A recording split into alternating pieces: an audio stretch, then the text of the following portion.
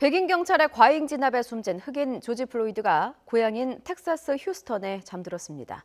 이런 가운데 플로이드의 전과 등을 이유로 순교자나 의인으로 묘사되는데 반대하는 목소리도 나오고 있는데요. 국제부 조수연 기자와 함께 알아보겠습니다. 어서 오십시오. 안녕하세요. 네, 우선 조지 플로이드의 장례식까지 모두 마무리가 된 상태죠? 네, 그렇습니다. 장례식은 휴스턴의 한 교회에서 500명이 참석한 가운데 열렸습니다. 네.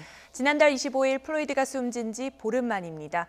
장례식장 주변은 고인의 마지막 여정을 지켜보려는 인파로 북적였습니다. 민주당 대선 후보인 조 바이든 전 부통령은 영상 메시지를 통해 지금은 인종적 정의를 실현해야 할 때라며 마음속 깊이 상처를 내는 인종차별을 다시는 외면해서는 안 된다고 강조했습니다. 휴스턴시는 플로이드가 영면에 들어간 오늘을 조지 플로이드의 날로 선포했습니다. 그런데 이 전국적인 추모 물결에 동참하지 않는 미국 시민들도 있는데 이들은 어떤 입장인 겁니까? 네, 이쪽 주장은요. 가해 경찰관인 데릭 쇼빈의 가혹 행위가 정당화될 수 없다는 데에는 시위대와 입장이 같습니다. 네. 다만 조지 플로이드가 지금 순교자의 의인처럼 미화되고 있는 데 대해 반대한다는 건데요. 그 이유로는 플로이드가 강도 혐의로 복역한 전력과 코카인 소지 등의 전과를 들었습니다. 네. 또 플로이드에 대한 신고가 접수됐을 당시에도 마약을 소지하고 있었고 수상하게 행동한 정황이 포착됐다는 건데요. 이런 주장을 펼치고 있는 흑인 여성 운동가의 얘기를 직접 들어보시겠습니다.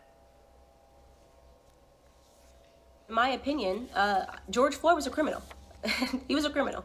And just because he was a criminal doesn't mean he deserved to die at the knee of a police officer. But it does mean that I am not going to play a part of the broken black culture that always wants to martyr criminals. 예, 저희가 지난주에 이 조지 플로이드의 부검 소식도 전했었는데요. 네. 부검 결과가 또 논란이 되고 있다고요? 네, 그렇습니다. 부검 결과 플로이드의 혈액에서는 각성제인 메삼페타민과 마약 진통제 펜타닐 성분이 나왔는데요. 예. 이 뉴스를 접한 일부 네티즌들은 플로이드를 마약 사범으로 몰아가는 것 아니냐는 주장을 하기도 했습니다.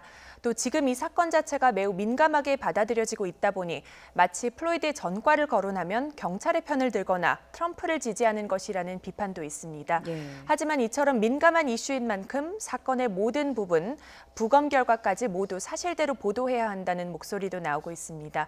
부검 결과를 있는 그대로 공개하지 않는 것이야말로 언론이 객관성을 잃은 것 아니냐는 겁니다. 그리고 실제로 마약 성분이 어떤 영향을 미쳤는지, 아무런 영향을 안 미쳤는지는 법의학 전문가들이 밝혀내야 할 부분이라는 지적입니다. 예.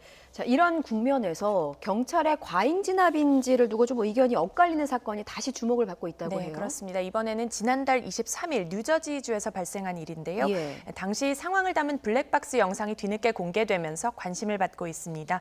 이 영상을 보면 백인 교통경찰이 시속 180km로 달리던 흑인 남성 모리스 고든의 차량을 갓길에 멈춰 세우고 속도 위반 사실을 고지합니다. 네. 경찰은 고지서 발부를 위해 경찰차로 되돌아갔지만 고든은 차량에 문제가 발생한 듯 곧바로 자신의 차에서 내립니다. 이후 경찰차 뒷좌석에 앉아서 대기하던 고든은 갑자기 경찰차에서 내렸고요. 경찰이 제지에 나서면서 둘 사이에 차량 밖에서 몸싸움이 벌어졌습니다. 네. 경찰은 차량으로 돌아가라고 반복적으로 요구를 했고 잠시 뒤에는 총성이 울렸습니다. 일각에서는 과잉 진압을 주장하는 가운데 경찰은 정당 방위라는 입장입니다. 뉴저지주 검찰은 고든이 경찰차 운전석에 타려고 했다면서 처음에는 후추 스프레이로 제압하려 했다가 고든을 운전석에서 끌어내린 뒤에 몸싸움 끝에 6발을 쏘았다고 설명했습니다. 네. 근데 미국에서 이 경찰의 총격 대응을 두고 매번 이런 논란이 있는 것은요, 총기 소지가 자유이기 때문입니다. 예를 들어 고속도로에서 뒤따라오는 경찰차의 단속에 걸리면 운전자는 차를 세우고 경찰관이 올 때까지 차 안에서 움직이지 않고 기다려야 합니다.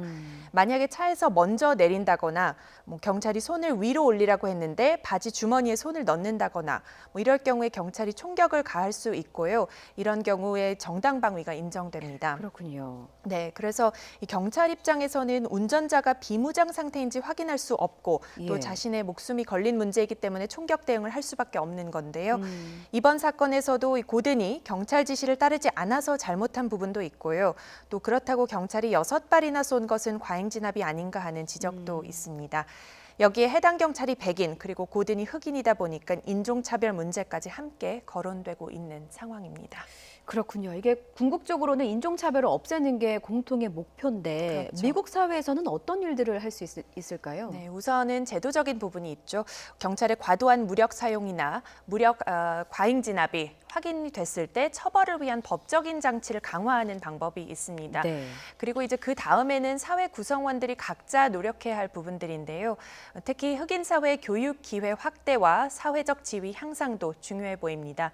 그런데 이런 부분들이 하루아침에 바뀌는 것은 어려울 수 있는데요. 예. 그런 만큼 이 흑인 사회에서 성공한 유명 인사들, 영향력 있는 흑인들이 직접 교육을 독려하기 위한 목소리를 내는 것도 도움이 될 것으로 보입니다. 아울러 인종차별에 대한 백인 사회의 문제의식 개선을 비롯해 다방면으로 노력이 필요해 보입니다. 예. 자, 여기까지 듣도록 하겠습니다. 국제부 조시연 기자였습니다. 잘 들었습니다.